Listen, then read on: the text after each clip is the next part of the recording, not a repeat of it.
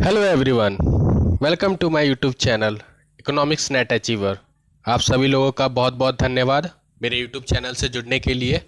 अगर आप ये मेरी वीडियो पहली बार देख रहे हैं तो सबसे पहले आप मेरे चैनल को सब्सक्राइब कर लें, जिससे आपको डेली वीडियोस के अपडेट्स मिलते रहे और आपकी तैयारी अच्छी तरीके से चलते रहे।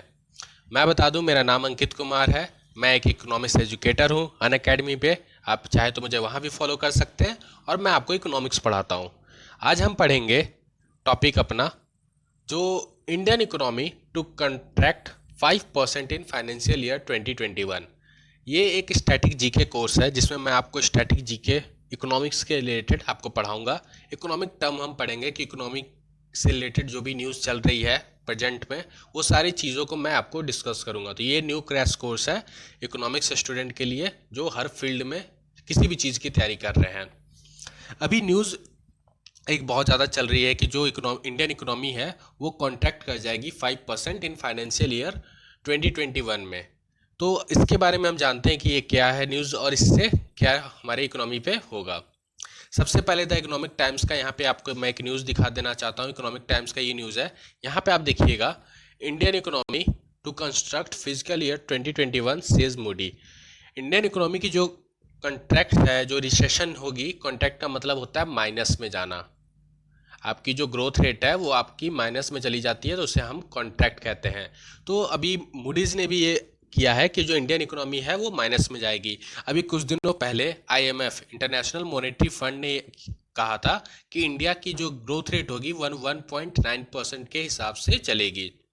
तो आपको ये चीज़ समझना है यहाँ पे कि रिसेशन होता क्या है, रिसेशन का मतलब क्या होता है इकोनॉमी में, और भारत में रिसेशन कब कब आया था। ये सारी चीज़ मैं आपको अच्छे से समझाऊंगा और आपको ये भी बताऊंगा कि at present situation Indian economy recession में है या कॉन्ट्रैक्शन में है। ये चीज़ों को हम अच्छे से समझेंगे। चलिए स्टार्ट करते हैं। सबसे पहले यहाँ डेफिनेशन देखिए, रिसेशन। रिसेशन होता क्या है इसके बारे में मैं अच्छे से आपको बता दूं कि what is recession. A recession is a period of decline in the total output, income, employment and trade, usually lasting 6 month to 8 year. Recession एक पीरियड होता है जब आपकी इकोनॉमी में टोटल आउटपुट, इनकम, एम्प्लॉयमेंट और ट्रेड, इसमें अगर डिक्लाइन हो रहा है, अगर वो कंटिन्यू रहता है 6 मंथ से लेकर अगर वो 1 ईयर तक अगर वो कंटिन्यू रहता है, या फिर मिनिमम 2 क्वार्टर्स, अगर मिनिमम 2 क्वार्टर्स तक ये सेम चीज़ अगर कंटिन्यू रहती है इकोनॉमी में, तो उसे हम कहते हैं रिसेशन।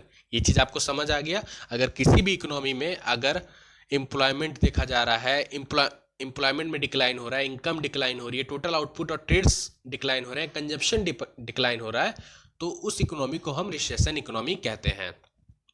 अब ये जानते हैं कि भारत में रिसेशन कब आया था और क्या क्या कारण थे उसके। सबसे पहले यहाँ देखिए, रिसेशन इन इंडिया, इसको हम समझेंगे अच्छे से।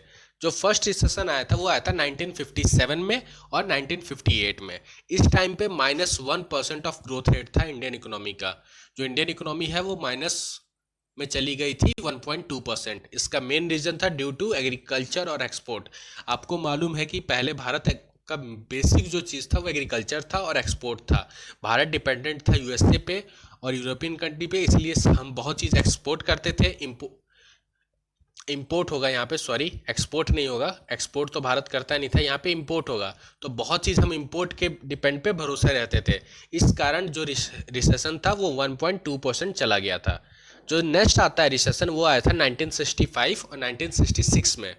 1965 और 1966 में जो हमारा रिसेशन गया था वो गया था 3.7, -3.7 ऑफ ग्रोथ रेट। इसका भी मेन कारण एग्रीकल्चर सेक्टर था और एक्सपोर्ट इंपोर्ट सेक्टर था।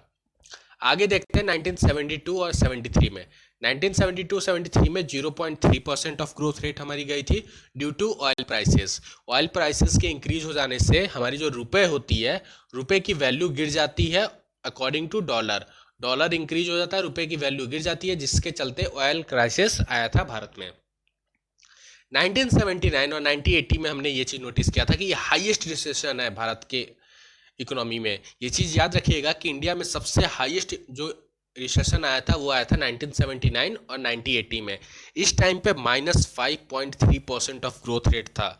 ये रिसेशन सबसे बड़ा रिसेशन या फिर हाईएस्ट रिसेशन हम कहते हैं ड्यू टू ऑयल प्राइसेस। यहाँ पे ऑयल प्राइसेस बहुत हाई हो गए थे और जो इंडियन भारतीय करेंसी है वो लगभग गिर चुकी थी। तो आपको ये चीज़ जानना है यहाँ पे कि रिसेशन भारत में क्यों आया था, इसके कारण क्या क्या थे ये रिसेशन के। ये जो रिसेशन आए हैं इनके मेन कारण क्या थे। इसके दो मेन कारण हैं। सबसे पहला ऑयल प्राइसेस, दूसरा हाई इम्पोर्ट हम कर रहे थे, हम इम्पोर्ट बहुत ज़्यादा कर रहे थे, और दूसरा है dependence on the other country. USA पे जो डिपेंडेंस थी भारत की वो बहुत ज़्यादा हो गई थी, जिसके चलते हम यूएसए से ज़्यादा सामान मंगा रहे थे और हम एक्सपोर्ट नहीं कर पा रहे थे। और एक्सपोर्ट नहीं करने से जो हमारी एफडीआई और जो करेंसी है फॉरेन करेंसी वो बहुत कम हो गई थी, जिसके चलते जो वैल्यू ऑफ मनी है, रुपये है, वो बहुत ही कम हो गई थी। अब आगे देखिए, यहाँ पे एक और द इकोनॉमिस्ट न्यूज़ का आया है टाइम में। यहाँ देखिए, the Indian economy has suffered even more than most. यहाँ पे द इकोनॉमिस्ट का जो आया है न्यूज़पेपर में, जो हेडलाइन है कि लॉकडाउन आउट एंड इफेक्ट क्या है उसके, जो इकोनॉमी है वो सफर कर रही है इवन मोर देन मोस्ट। अब यहाँ पे हम आगे देखते हैं। अब आपको मैं एक चीज़ बता देता हूँ कि जो भारत की इकोनॉमी थी, जो मैंने आपको 4 रिसेशन बताया पीछे, उसके बाद आफ्टर एलपीजी जो आपका इकोनॉमिक रिफॉर्म आया था 1991 में, LPG, liberalisation, privatisation and globalisation, according to economist recession in the economy. After liberalisation economist के द्वारा बताया गया क्या क्या रिसेशन होते हैं। लेकिन एक चीज़ मैं बता देता हूँ कि आफ्टर 1991 भारत में कभी भी नेगेटिव में जीडीपी नहीं गई है। जो भारत की ग्रोथ रेट है वो 1991 के बाद कभी भी नेगेटिव में नहीं गई है, ये चीज़ याद रखिएगा। लेकिन कुछ इकोनॉमिस्ट हैं, उनका ये मानना है कि आफ्टर 1991 भी रिसेशन आया है इकोनॉमी में। वो जान लेते हैं कब कब। पहला 1999 से लेकर 2003, जिसे हम एशियन फाइनेंशियल क्राइसिस कहते हैं। एशियन फाइनेंशियल क्राइसिस जो आया था, जिसमें प्रमोट किया गया, जिसमें सेंट्रल बैंक ने क्या किया था, भारत की आरबीआई ने प्रमोट किया था, बैंक का जो रेपो रेट है उसको इंक्रीज कर दिया था। अब आप समझेंगे रेपो रेट क्या होता है। रेपो रेट वो रेट है जिस दर पे सेंट्रल बैंक लोन देती है कमर्शियल बैंक को। अगर कमर्शियल रेपो रेट इंक्रीज हो जाएगा तो कमर्शियल बैंक लोन जो होता है वो कम लेगी सेंट्रल बैंक से, और जब लोन कम लेगी तो वो लोन सर्कुलेट कम करेगी, और लोन सर्कुलेट कम होने का मतलब ये हो जाएगा कि जो इंडस्ट्रियलिस्ट है, जो बिजनेसमैन है, उनके लिए लोन लेना महंगा हो जाएगा। तो पहला काम ये था, इससे रिकवरी हुई थी। और 2008 ग्लोबल फाइनेंशियल क्राइसिस, ये सबको मालूम है, ये सेकंड रिसेशन था, ग्लोबल फाइनेंशियल क्राइसिस। और मैं एक चीज़ बता देता हूँ कि इस टाइम पे ग्लोबल फाइनेंशियल क्राइसिस के टाइम पे 2007 में भारत की जो इकोनॉमी थी वो 9 से 10% ग्रोथ रेट के हिसाब से चल रही थी। बट जब ये 2008 में ये आया रिसेशन, उस टाइम पे भारत की इकोनॉमी आ गई 5% ग्रोथ रेट। तो आप यहाँ पे देख सकते हैं कि यहाँ पे डिफरेंस कितने का है, 5 to 6% का डिफरेंस आ रहा है। तो ये जो डिफरेंस है अकॉर्डिंग टू इकोनॉमिस्ट, जो लॉन्ग टाइम पे, लॉन्ग पीरियड में एम्प्लॉयमेंट, इनकम में जो डिफरेंस आता है उसको हम रिसेशन कहते हैं। तो बहुत सारे इकोनॉमिस्ट ने इसे भी रिसेशन माना। लेकिन आपको ये चीज़ याद रखना है कि आफ्टर 1991 भारत की जीडीपी और भारत की ग्रोथ रेट कभी नेगेटिव नहीं हुई है। ये बहुत ही अच्छी बात है, बहुत देशों में हो चुका है। जापान आप देख रहे हैं, जापान पिछले 1991 से 4 बार उनकी जो ग्रोथ रेट है वो नेगेटिव में जा चुकी है। लेकिन इंडियन इकोनॉमी इस चीज़ में बहुत सही है। अब यहाँ देखते हैं कि in India, the economy will grow into recession, but after the recession, the growth rate increase very fast. ये चीज़ याद रखिएगा कि कोई भी इकोनॉमी हो, चाहे वो किसी भी देश की हो, अगर वो रिसेशन में जाती है, अगर वो रिसेशन में अगर वो डीप कर जाती है, तो आफ्टर रिसेशन जो उनका बूस्ट है इकोनॉमी का, वो बहुत हाई होता है। और ये हमेशा देखा गया है। आफ्टर 2008 ग्लोबल फाइनेंशियल क्राइसिस भी हमने देखा था कि हमारी इकोनॉमी 5 आ गई थी और उसके बाद इकोनॉमी ने बूस्ट करके 9% हो गया था। तो इसीलिए ये चीज़ याद रखिएगा कि after recession growth rate increase very fast. अभी अप्रैल और मई में लॉकडाउन के चलते भारत की जो इकोनॉमी है वो लगभग रिसेशन के पास आ गई है। अभी ग्रोथ रेट हमारा लगभग 0 चल रहा है परसेंटेज मैन्युफैक्चरिंग सेक्टर में। तो ये चीज़ दर्शाता है कि जो अभी हमारा नेक्स्ट क्वार्टर आएगा, अभी हम अप्रैल टू जून क्वार्टर हमारा चल रहा है, ये फर्स्ट क्वार्टर है जिसमें आपकी इकोनॉमी बहुत ही कम ग्रोथ रेट की है। तो मुझे उम्मीद है कि जो हमारा नेक्स्ट क्वार्टर आएगा उसमें जो इकोनॉमी है भारत की वो नेगेटिव में डीप करेगी, क्योंकि सिंपल सी बात है कि 2 महीने से अगर आपका इंडस्ट्री सेक्टर बंद है, आपके मैन्युफैक्चरिंग सेक्टर बंद है और काम नहीं हो रहा, फुली लॉकडाउन है, तो उस चक्कर में क्या होगा, जो आपकी इकोनॉमी है वो नेगेटिव में जाएगी ही।